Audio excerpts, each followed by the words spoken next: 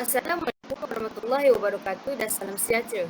Pada kali ini, kami dari kumpulan 6 akan membentangkan pentadsiran berterusan 1 iaitu persembahan perkumpulan. Pertama sekali, saya ucapkan ribuan terima kasih kepada Dr. Puan Shushan kerana memberi kami ruang untuk menjelaskan pentadsiran berterusan kami. Baiklah, kami dari kumpulan 6 yang terdiri daripada saya sendiri, Siti Nurul Syuhaili binti Nurhan, saya Auna Prizana binti Jamaluddin. Saya Muhammad Azrul Hakim bin Salim. Baiklah. Pada kali ini kami akan menjelaskan tajuk 1 iaitu membahaskan tindakan negara dan menangani konflik persepedanan serta tuntutan berdiri. Saya serahkan kepada Auni Fizana.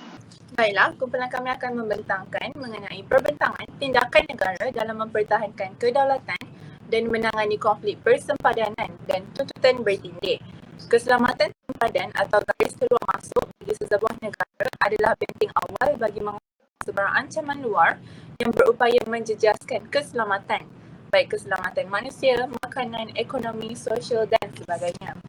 Baiklah, permulaan perbentangan kita akan dimulakan oleh Lily atau Nurul Syuhaili. Dipersilakan. Sepadan antarabangsa merujuk kepada garisan sepadan yang membahagikan sesebuah negara dengan negara yang lain. Tidak semua garis sepadan yang sama seperti yang dilukis di atas peta.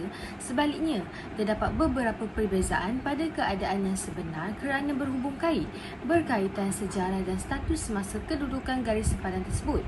Persepadanan ini dilakukan secara persetujuan bersama atau melalui sebuah perjanjian.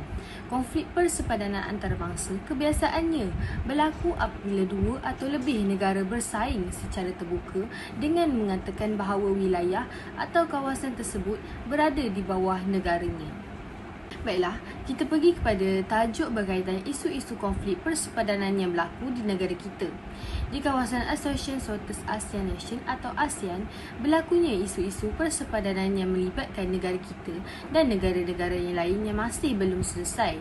Demi menjaga hubungan sesama negara ASEAN, isu persepadanan ini perlu ditangani dengan bijaksana melalui sesi rundingan oleh semua anggota ASEAN.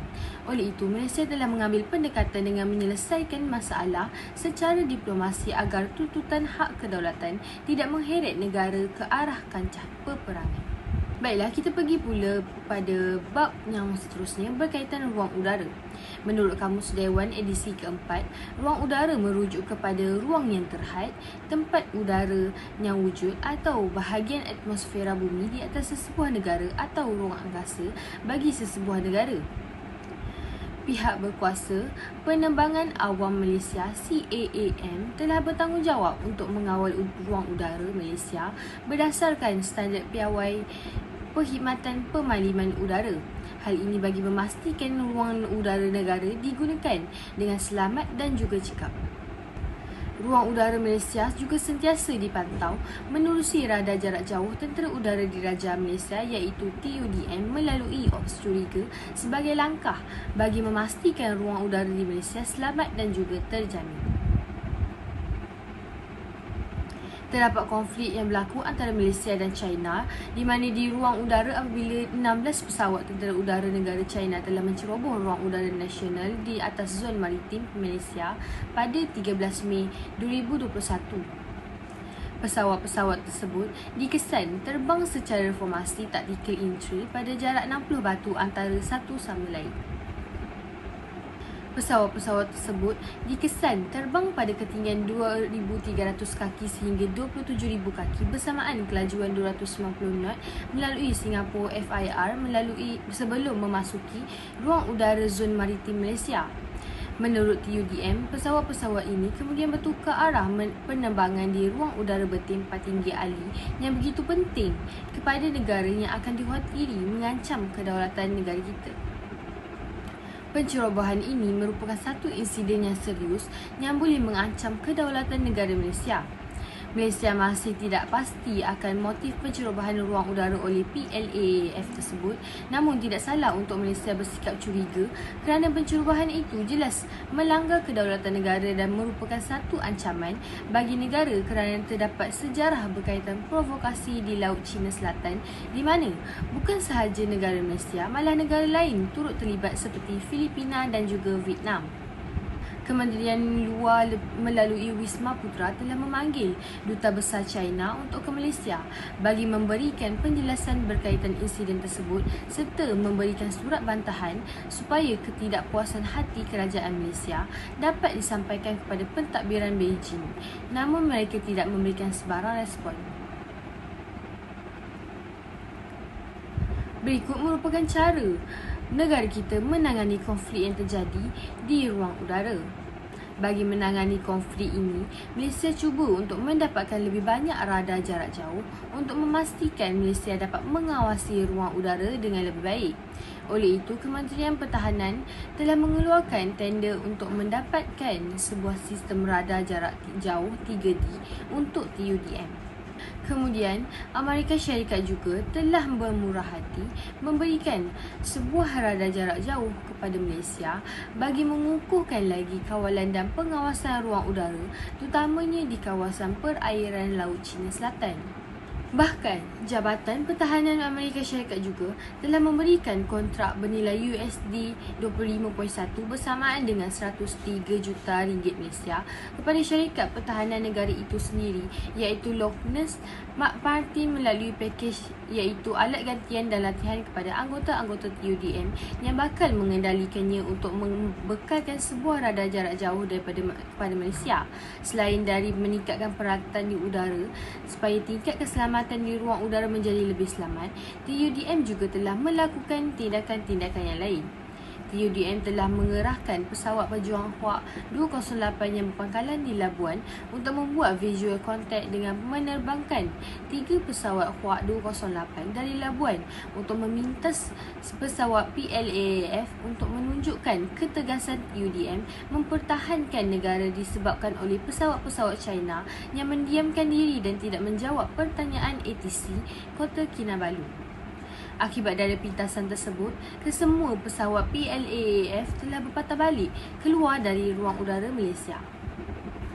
Baiklah, mari kita bertukar arah kepada tajuk yang seterusnya berkaitan krisis darat yang berlaku di Lahad Datu Sabah. Krisis pencerobohan Lahad Datu ini berkait dengan insiden diplomatik yang berlaku di antara Malaysia dengan Filipina. Konflik ini berlaku selepas Filipina mendaratkan 235 orang Filipina dengan sebahagian darinya pada 11 Februari 2013 dengan bersenjata dan mendarat di Kampung Tan Dua, daerah Lahad Datu Sabah. Kumpulan tersebut menggelarkan diri mereka sebagai Angkatan Keselamatan Diraja Kesultanan Sulu dan Borneo Utara AKDK-SBU yang telah dihantar oleh Jamalul Kiram III yang merupakan penuntut tahta Kesultanan Sulu. Jamalul Kiram III telah menyatakan bahawa mereka ingin menuntut kembali wilayah mereka di Timur Sabah yang dahulunya dikenali sebagai Borneo Utara. Cara negara kita menangani isu berkaitan krisis pencerobohan Lahad Datu Sabah dilakukan secara berperingkat. Pasukan Keselamatan Malaysia telah mengepung Kampung Tan Dua di Lahad Datu Sabah yang merupakan tempat AKDK-SBU ini berkumpul.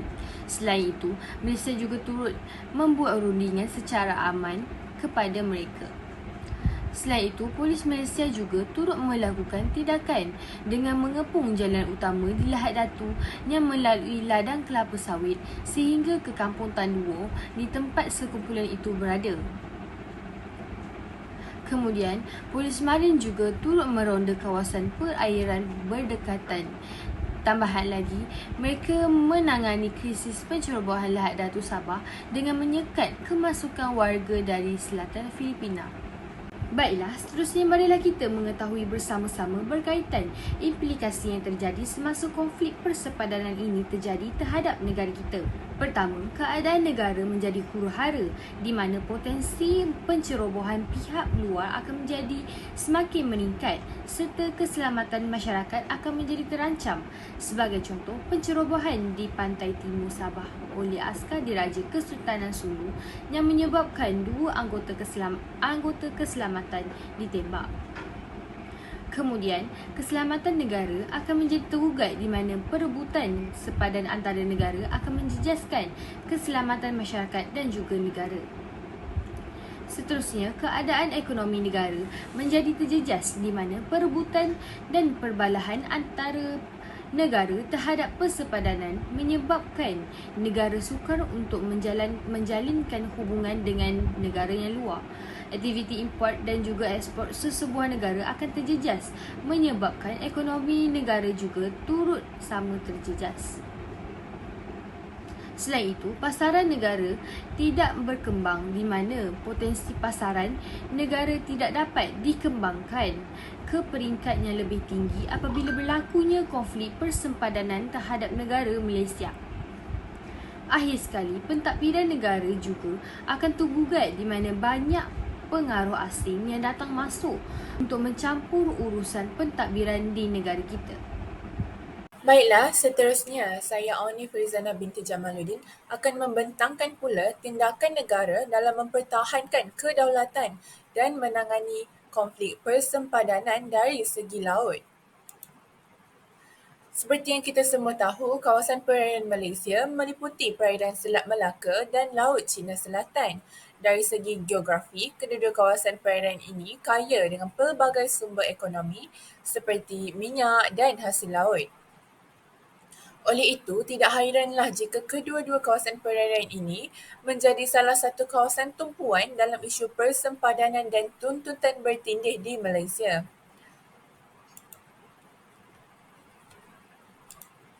Kawasan perairan sempadan tanah air di antara Malaysia dan Indonesia, terutamanya di Pulau Mentadak, Pulau Sebatik, merupakan tumpuan utama lorong tikus. Oleh itu, ini telah memberikan cabaran yang besar kepada TLDM dalam menangani isu ini. Mari kita lihat apakah tindakan negara untuk menangani isu ini. Kedaulatan negara kita harus dipertahankan daripada terus dibolosi oleh penceroboh dan kawalan sempadan perairan negara dipertingkatkan. Antaranya termasuklah melaksanakan operasi Ops Cegah Parti yang telah dilakukan sejak 2020 lagi.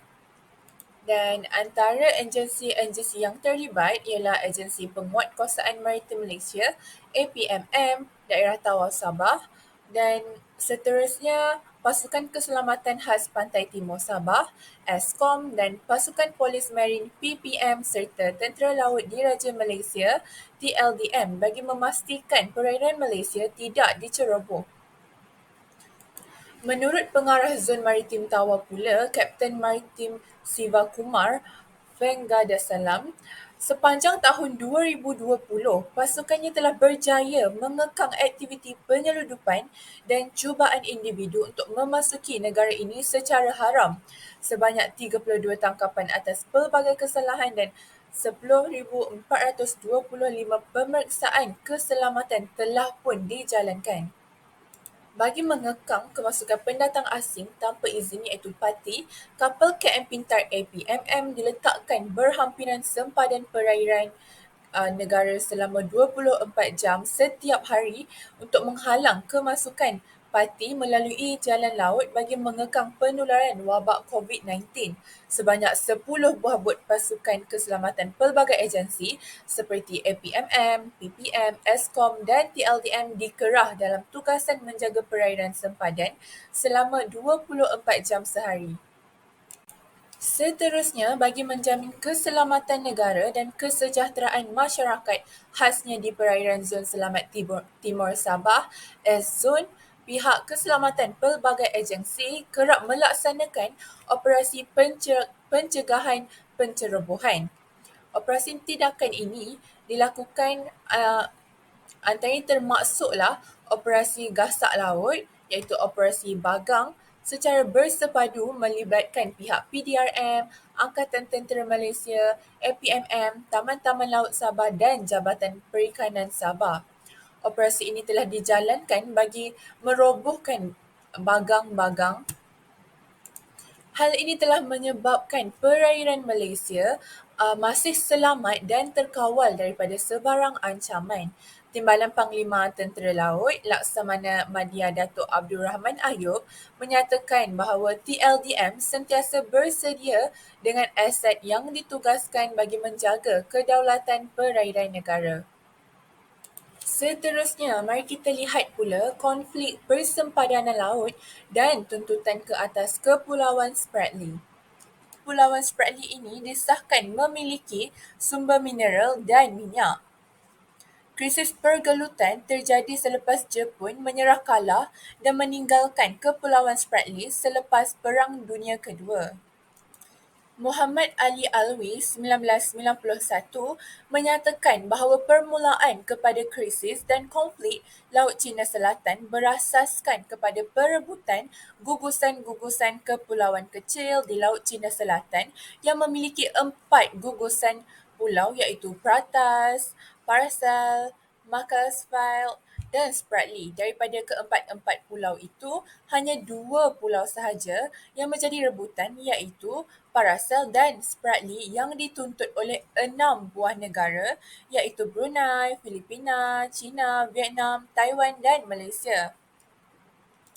Walau bagaimanapun, masih tiada lagi satu negara pun yang dapat menuntut sepenuhnya hak kedaulatan ke atas Kepulauan Spratly tanpa dicabar oleh negara-negara berhampiran. Baiklah, terdapat juga 2 faktor utama yang menjadi sebab kepada Kepulauan Spratly ini menjadi rebutan pelbagai negara. Antara sebab yang pertama ialah kedudukannya yang strategik. Kedudukan Pulau Spratly yang terletak di tengah-tengah laluan utama timur dan barat merupakan salah satu faktor utama Kepulauan Spratly ini menjadi rebutan. Dan faktor yang kedua ialah dari aspek ekonomi. Kepulauan Spratly ini dikatakan mempunyai sumber mineral yang masih belum diterokai yang menjadikannya salah satu punca utama mengapa negara-negara ini berebut untuk mendapatkan hak Kepulauan Spratly ini. Kedua-dua faktor utama ini telah menjadi sebab kepada penyelesaian terhadap isu ini sukar untuk dicapai kata putus. China dan Taiwan juga turut menuntut Kepulauan Spratly berdasarkan faktor sejarah. Tuntutan Filipina pula adalah berdasarkan prinsip terra nullius dan berbeza daripada prinsip tuntutan negara-negara lain. Sementara itu, tuntutan Malaysia dan Brunei ke atas Kepulauan Spratly adalah berdasarkan pentas benua. Tuntutan bertindih Kepulauan Spratly telah menjadikan krisis antarabangsa yang mampu menjejaskan kestabilan politik serantau. Kepulauan Spratly yang kaya dengan sumber alam dan memainkan peranan dalam meluaskan zon ekonomi eksklusif menjadi rebutan negara-negara Asia Tenggara dan kuasa besar China. Selain itu, China sebagai negara ketiga terkuat dalam ketenteraan menggunakan kelebihan itu dalam meluaskan kedaulatannya di Kepulauan Spratly sehingga melanggar perundangan antarabangsa dan berpotensi menjadi ancaman kepada kestabilan politik di Asia Tenggara. Kebanyakan negara di Asia Tenggara yang masih dalam fasa negara membangun tidak dapat menghalang kemarahan China yang menguasai Kepulauan Spratly secara haram dan bertentangan dengan Undang-Undang UNCLOS. Secara keseluruhannya, konflik Kepulauan Spratly ini mempunyai potensi untuk diselesaikan melalui undang-undang antarabangsa. Walau bagaimanapun, undang-undang antarabangsa itu sendiri, terutama dalam undang-undang persempadanan, perlu diperjelas dengan lebih terperinci bagi meningkatkan kredibilitinya. Di samping itu, negara-negara yang membuat tuntutan perlulah bekerjasama dan lebih komited untuk menyelesaikan masalah ini. Sesungguhnya, isu Kepulauan Spratly ini sangat kompleks dan penyelesaian yang konkret tidak mungkin dicapai dalam masa yang terdekat ini. Seterusnya, mari kita lihat pula isu Pulau Layang-Layang. Pulau Layang-Layang merupakan sebahagian daripada Kepulauan Spratly. pulau layang-layang ini turut dituntut oleh negara seperti China, Taiwan, Filipina dan Vietnam. Namun, pulau layang-layang ini telah diiktiraf sebagai milik Malaysia kerana kedudukannya yang berhampiran dengan Sabah. Hasil kajian juga telah memperlihatkan pembinaan Tugu Pertama Terumbu Layang-Layang atau Stesen 5 pada 21 Jun 1980. Seterusnya, mari kita lihat apakah tindakan negara dalam mempertahankan kedaulatan pulau layang-layang ini. Pada Mei 1983, seramai 18 anggota pasukan khas laut iaitu Paskal TLDM telah ditempatkan di terumbu layang-layang bagi menjaga keselamatan perairan pulau layang-layang tersebut. Mereka telah berjaya mengurangkan jumlah pencerobohan nelayan asing dan tentera asing di perairan. Pasukan TLDM ini telah berkawal selama 24 jam sehari bagi mengawasi perairan terumbu negara yang kaya dengan sumber asli marin yang menjadi rebutan nelayan dan kuasa asing. Selain itu, Malaysia juga telah melaksanakan pembangunan pesat di kepulauan tersebut berbanding dengan negara lain. Sebagai contoh, Malaysia telah membawa masuk bertantan pasir untuk menambak dan mengubah lanskap terumbu layang-layang menjadi sebuah pulau. Kawasan tuntutan Malaysia juga mempunyai kadar simpanan minyak dan gas yang paling banyak berbanding kawasan lain di Kepulauan Spratly. Di samping itu juga, Malaysia juga telah membina pangkalan kapal selam di Teluk Sepanggar, Sabah sebagai persediaan menghadapi sebarang konflik di Kepulauan Spratly dan juga sebagai senjata mencegah rintangan bagi menghadapi ancaman China. Kemasukan pesawat-pesawat Su-30mm juga, Sukhoi, telah meningkatkan lagi menyediakan negara dengan sistem pertahanan yang mempunyai kemampuan untuk menguasai udara dari jarak yang jauh. Kehebatan pangkalan tentera udara terapung Malaysia di pulau layang-layang ini telah berjaya mengurangkan pencerobohan.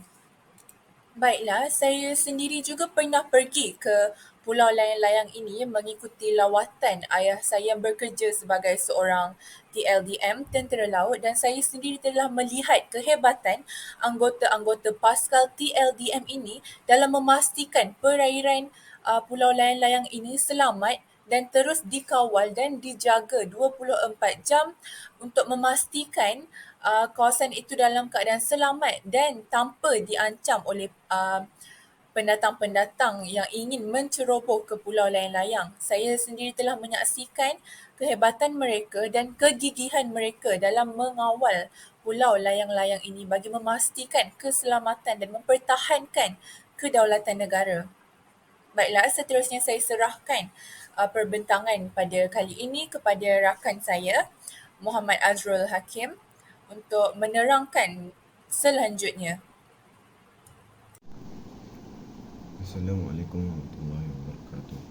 Saya Muhammad Azrul Hakim akan membentangkan tajuk blok pembalat. Di manakah kedudukan Blok Ambalat? Blok Ambalat terletak di Laut Sulawesi iaitu lebih kurang 65 km dari barat ke arah timur dan 135 km dari selatan ke arah utara. Punca perumbutan Blok Ambalat ialah daripada kepentingan ekonomi yang berpotensi untuk menghasilkan petroleum yang berjumlah 764 juta tong dan 1.4 trilion kaki gas per kubik. Blok Ambalat hampir menyebabkan konflik bersenjata antara Malaysia dan Indonesia kerana kapal tentera laut diraja Malaysia KD Rencong telah berlanggar dengan kapal tentera Indonesia KRI Terdunaka. Keputusan UNCLOS. Kedua-dua negara memiliki hak kedaulatan sovereign right seperti yang diperuntukkan di bawah Pasal 77(1) UNCLOS 1982. Seterusnya, di sini terdapat lihat tindakan Malaysia menangani krisis Pulau Sipadan dan krisis Blok Ambalat. Disebabkan kemenangan ke atas Pulau Sipadan dan Pulau Ligitan pada tahun 2002, secara langsung memberikan kekuatan yang penuh ke atas Blok Minyak Ambalat. Kerajaan Malaysia menegaskan bahawa pengistirahan peta baru yang telah dibuat pada tahun 1979 dianggap sah dalam menentukan zon wilayah maritim dan kedaulatannya. Seterusnya, gugusan Kepulauan Natuna. Gugusan Kepulauan Natuna terletak di Laut Cina Selatan. Gugusan ini merupakan kawasan yang strategik dalam hubungan antara Malaysia, Singapura dan Indonesia. Pulau terbesar di sini ialah Pulau Bunguran, juga dikenali sebagai Pulau Serindit, dengan ibu negerinya di Kuartarana. Tuntutan kedaulatan. Malaysia memulakan tuntutan terhadap Kepulauan Natuna pada tahun 1956. Tetapi usaha tersebut terhenti tanpa sebab yang jelas. Sini kita dapat Malaysia sudah menuntut Kepulauan Natuna pada tahun 1956, tetapi usaha mereka bagaikan mencurah air ke daun keladi. Republik Indonesia kemudiannya mengambil alih wilayah ini pada tahun 1956 berdasarkan surat keputusan Delegasi Republik Indonesia dengan dasar untuk menamatkan konfrontasi Indonesia-Malaysia pada tahun 1963 hingga 1964. Isu kontroversi dengan negara China. Negara China mengemukakan semula tuntutan terhadap Kepulauan Natuna, menyerapkan kawasan ini ke dalam peta Laut Cina Selatan pada tahun 1947. Hal ini mencetuskan ketegangan dengan Indonesia di mana Presiden Joko Widodo mengecam tindakan China dalam menentukan garisan sepadan maritim yang dianggap sebagai tindakan pencerobohan terhadap zon ekonomi eksklusif. Seterusnya, tuntutan Pulau Batu Putih. Keputusan Mahkamah Antarabangsa ICJ 2008 memutuskan kedaulatan Pulau Batu Putih akan diserahkan kepada Singapura. Sejarah perebutan Pulau Batu Putih telah bermula sejak tahun 1979 apabila Malaysia menerbitkan peta rasmi yang mempertikaikan status pulau tersebut.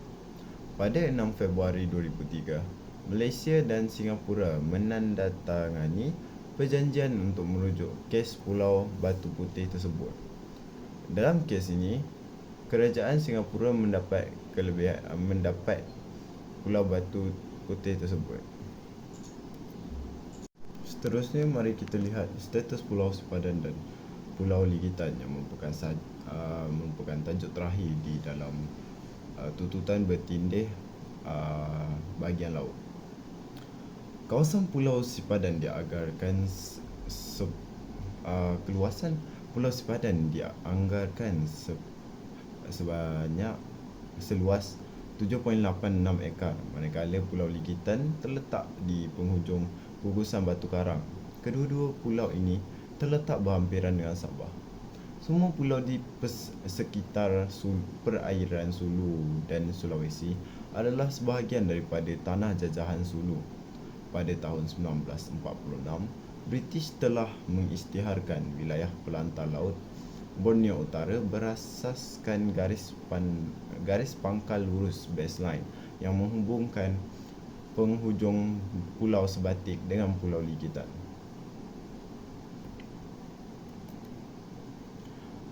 Pengistirahan tersebut diputuskan oleh Mahkamah Keadilan Antarabangsa pada tahun 1951 apabila Borneo Utara ataupun Sabah namanya yang baru menyertai Malaysia pada tahun 1963. Kerajaan Malaysia telah mengisytiharkan wilayah pelantar laut baru berdasarkan Konvensyen Undang-Undang Laut 1958. Pulau Sipadan dan Pulau Ligitan termasuk dalam wilayah pelantar laut Malaysia. Amerika Syarikat sering mempersoalkan status pulau-pulau tersebut. Persoalan status pulau-pulau tersebut telah diselesaikan dengan Amerika Syarikat pada tahun 1930. Keputusan muktamad mengenai status pulau tersebut bagaimanapun terletak kepada Mahkamah Keadilan Antarabangsa di The Hague. Kesimpulannya, tindakan negara untuk mempertahankan kedaulatan dan menangani konflik sempadan serta tuntutan bertindih melibatkan diplomasi, hukum, pertahanan dan pembangunan kapasiti. Melalui perundingan diplomatik dan penggunaan institusi antarabangsa seperti mahkamah, negara harus berusaha mencapai penyelesaian yang adil. Pengawasan maritim dan kerjasama dengan pihak lain juga penting untuk menegakkan kedaulatan.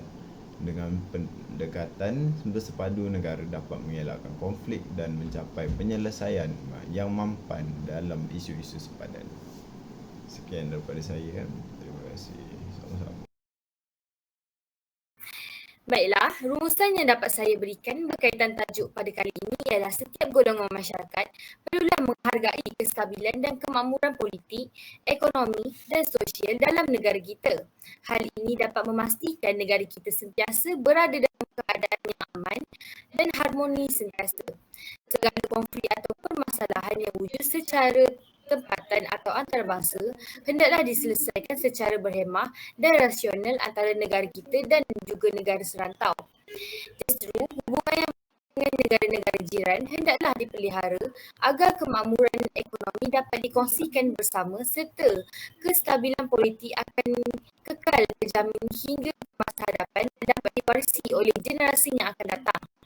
Seperti kata pepatah, muafakat membawa berkat, bersama dipikul, ringan sama dijinjing, yang dapat menunjukkan bahawa kerjasama amatlah penting di dalam setiap aspek kehidupan kita. Baiklah, sekian. Terima kasih daripada kumpulan kami.